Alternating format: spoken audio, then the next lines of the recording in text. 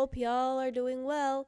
So, it's that time of year. It is the new year, and I'm ready to ring it in with some new thoughts in regards to the recent developments in Helluva Boss.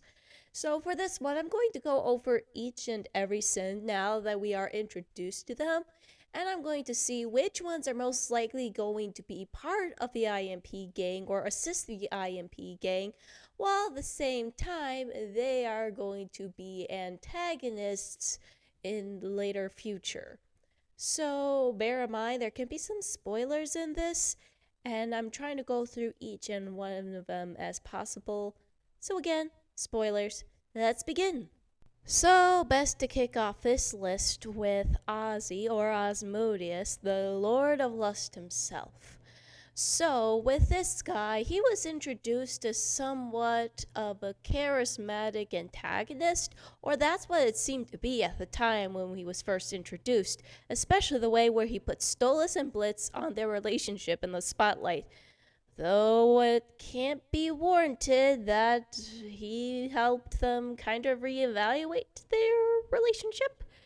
Anyway, one of the things I noticed is that Osmodeus' nickname, Ozzy, can also go by the name of Oswald, which means Shield of God. Yes, I know he's a demon and there's a lot of irony to that name, but it has some truth, especially because of how protective he is of his Orali.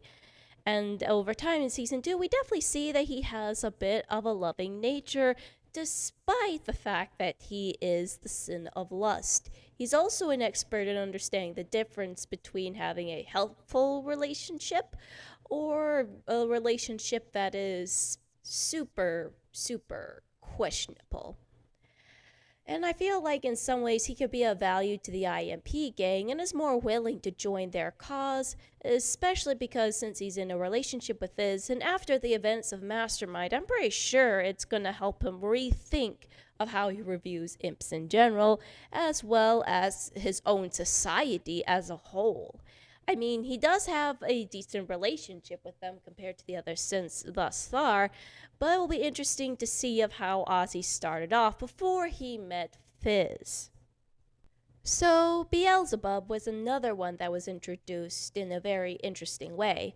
While silhouetted as intimidating and mischievous at first, she started to become revealed as bubbly, very carefree, and someone who likes to party with you whenever possible.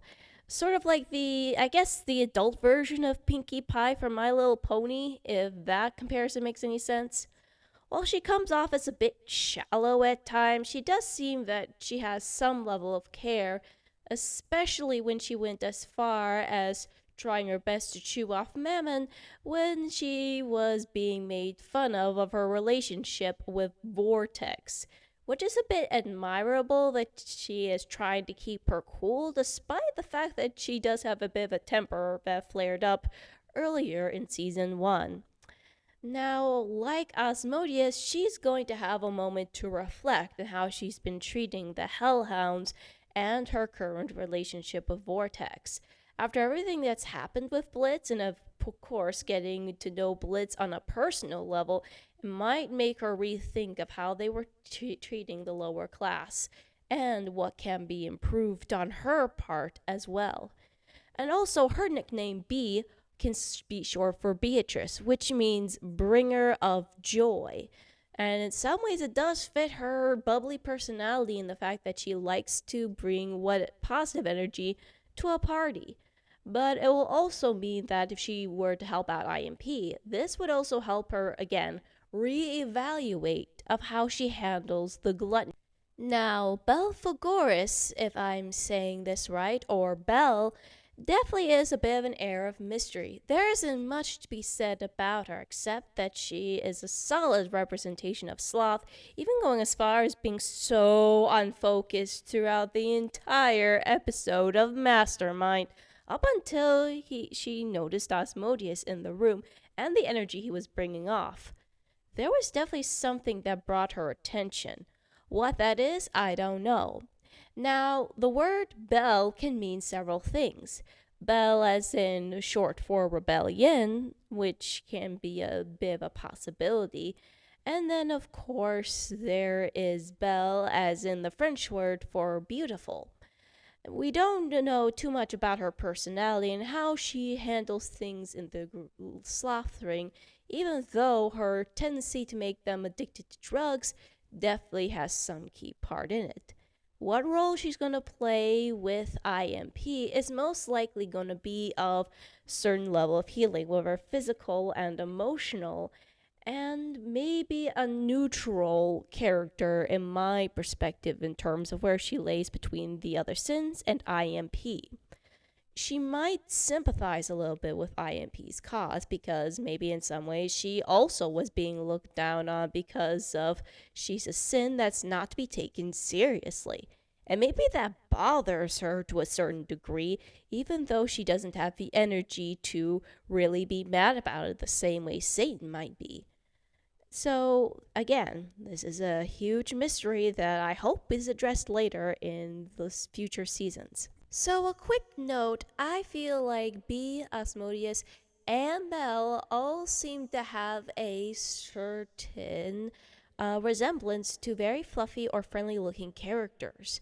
If you pay attention, those are considered traits that are commonly used for heroes. So that could also be a little something to consider in terms of just the visual storytelling and what could be considered a small foreshadowing on Vivzie's part, as well as the fact that maybe in some ways Belle could have some redeemable qualities.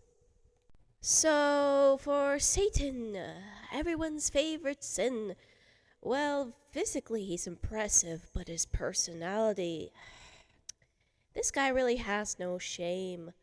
He practically created the imps, but yet he does nothing for them. And that's something I'll talk about in a future video. But considering the fact that he doesn't care for imps very much, I'd say there's also a low chance of him actually aiding IMP, unless his actions finally come back to bite him, and when he finds himself in a position similar to that of Blitz, will he finally reach some understanding and possibly turn to the aid of IMP when the situation calls for it, as mentioned in my previous videos before. So for Leviathan, I'd say the chances of her being on the good side of IMP is pretty slim. By the looks of it, she didn't seem to care much about the imps in general. From the attitude we see of the civilians, it's not going to go well, and convincing her to actually be decent would be the equivalent of trying to convince a lion not to eat you. And of course, she seems to have some complicated relationship with Mama from the small screen time they've had together. So I'm thinking it's an absolute no at that point. Nope! Nope! Absolutely not. I don't think Mama will even be the greatest ally to IMP. He doesn't care about them at all.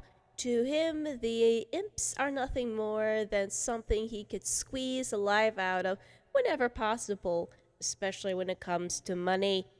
He was even going as far as having Fizz to go through mental breakdowns and such, just so he can get the popularity going.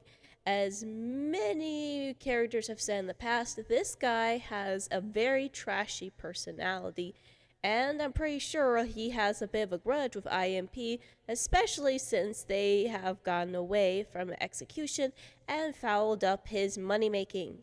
And of course, I had mentioned that he is setting himself up to be a bit of a big bad in the series. I mean, not as in the same level as Andrelephus is, but I have a feeling that's going to possibly occur maybe in season 4. So these are just my thoughts, and I'd like to hear yours. Which sin do you think would be a great ally to IMP, and which ones are probably going to bite us in the butt later on in the series? Let me know in the comments below. Do a like and subscribe. This is Dragon signing off.